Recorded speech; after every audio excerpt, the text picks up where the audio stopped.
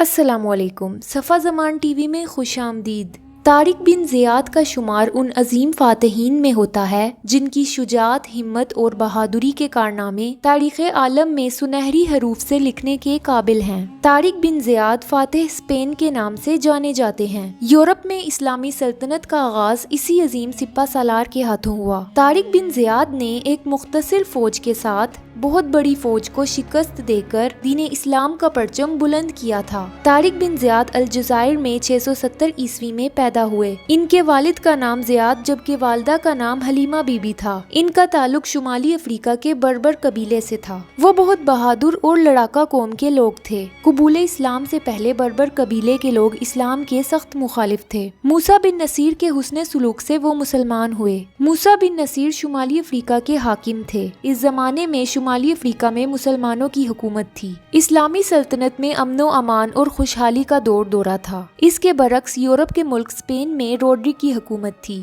جس نے ظلم و ستم کی انتہا کر رکھی تھی۔ بادشاہ اور اس کے درباری، امیر، وزیر سب امیرانہ ٹھاٹ باٹ کی زندگی بسر کر رہے تھے جبکہ غریب عوام غربت کی چکی میں پس رہے تھے۔ روڈرک کے متعلق اسلامی اور انگریزی تاریخ دانوں نے لکھا ہے کہ وہ ایک عیاش بادشاہ تھا جو اپنے محل میں بچوں اور بچیوں کی تربیت کے بہانے ان کی عصمت دری کیا کرتا تھا۔ اسی زمانے میں کاؤنٹ جولین اندلس کے ایک علاقے کا گورنر تھا۔ ناظرین کرام، اندلس اسپین کو ہی کہا جاتا تھا۔ اس کی بیٹی فلورینڈا بھی تعلیم و تربیت کے لیے روڈرک کے شاہی محل میں مقیم تھی۔ روڈرک کی نظر اس پر پڑ گئی اور اس نے فلورینڈا کو اپنی ہوس کا نشانہ بنایا۔ فلورینڈا نے کسی طرح اس حادثے کی اطلاع اپنے باپ کاؤنٹ جولین کو دے دی جو اس وقت تو خاموش رہا لیکن اس نے انتقام کی ٹھان لی۔ اس نے دربار میں آ کر بیٹی کو چھٹیاں گزارنے کے بہانے ساتھ لے جانے کی اجازت مانگی۔ روڈرک نے اس سے پوچھا کہ کوئی تحفہ نہیں لائے تو جولین نے جواب دیا کہ بہت جلد آپ کو ایسا تحفہ دوں گا جو ہمیشہ یاد رکھا جائے گا۔ جولین نے وہاں سے اپنی بیٹی کو لے کر مسلمانوں کے کمانڈر موسیٰ بن نصیر کے پاس جا کر اپنی رودات سنائی، بادشاہ کی عوام پر مظالم سنائے اور اسپین پر حملہ کرنے کی ترغیب دی۔ موسیٰ بن نصیر نے خلیفہ وقت سے اجازت لے کر طارق بن زیاد کو 7,000 کا لشکر دے کر اسپین پر چڑھائی کا حکم دیا۔ طارق بن زیاد کی تعلیم و تربیت موسیٰ بن نصیر کے زیر نگرانی ہوئی تھی جو ایک ماہر حرب اور ایک عظیم سپہ سالار تھے۔ 30 اپریل 711 عیسوی کو طارق بن زیاد کی افواج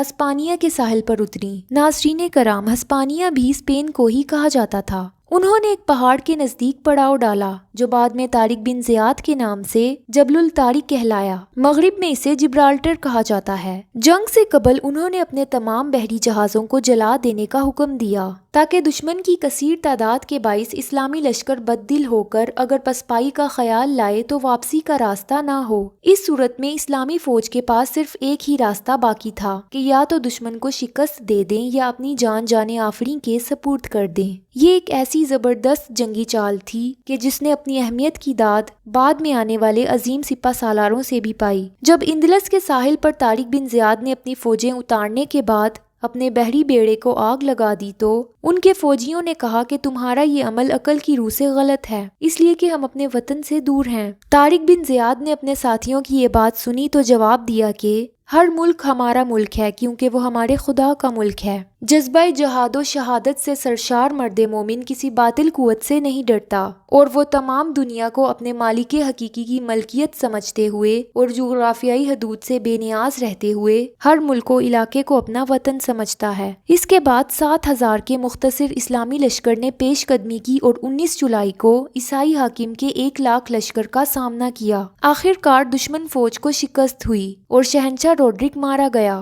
بعض روایتوں کے مطابق وہ بھاگ نکلا تھا۔ فتح کے بعد طارق بن زیاد نے بغیر کسی مزاحمت کے دارالحکومت پر قبضہ کر لیا۔ طارق بن زیاد کو ہسپانیہ کا گورنر بنایا گیا۔ اسلامی دنیا کے اس فاتح نے 720 عیسوی میں وفات پائی۔ طارق بن زیاد نے 711 عیسوی میں اسپین میں عیسائی حکومت کا خاتمہ کر کے یورپ میں مسلم اقتدار کا آغاز کیا۔ اس طرح یورپ میں اسلامی سلطنت کا آغاز اس عظیم سپہ سالار کے ہاتھوں ہوا۔ انہیں اسپین کی تاریخ کے اہم ترین عسکری رہنماؤں میں سے ایک سمجھا جاتا ہے۔ طارق بن زیاد نے مختصر فوج کے ساتھ یورپ کے عظیم علاقے اسپین کو فتح کیا اور یہاں دین اسلام کا علم بلند کیا۔ اسپین کی فتح اور یہاں پر اسلامی حکومت کا قیام ایک ایسا تاریخی واقعہ ہے جس نے یورپ کو سیاسی، معاشی اور ثقافتی پسماندگی سے نکال کر ایک نئی بصیرت عطا کی۔